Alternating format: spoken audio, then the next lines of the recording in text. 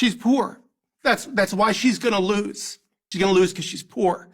And she can't afford a lawyer. And he's going to win because he can afford a lawyer that knows how to put a document into evidence. Was there ever a particular case that you think about that broke your heart? You're going to try to make me cry again, Stephen. This feels unfair. What is the one case? The one case that broke your heart? It was a case that I won that I should have lost. I represented a pimp.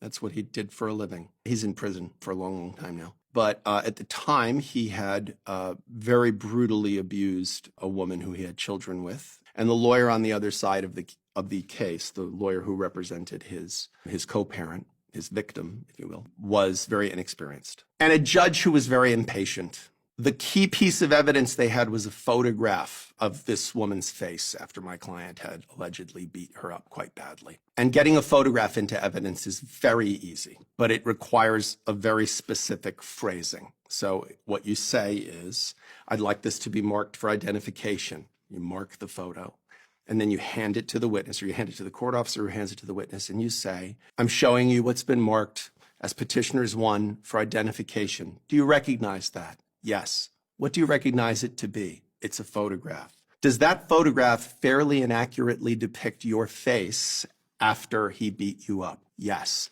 Your Honor, I'd like it put into evidence. That's it. It's easy. For whatever reason, most likely lack of experience, opposing counsel, I guess, didn't know how to get a photograph into evidence.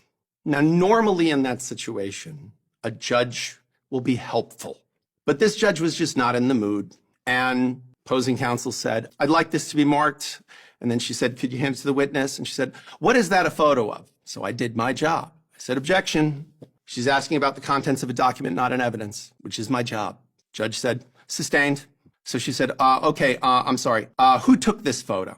And she said, I don't know who took it. She says, okay, what is it a photo of? Stood up again, objection, asking about the contents of a document, not an evidence. And I could see opposing counsel getting flustered because she didn't know the words. And my internal dialogue at that moment was, just say it.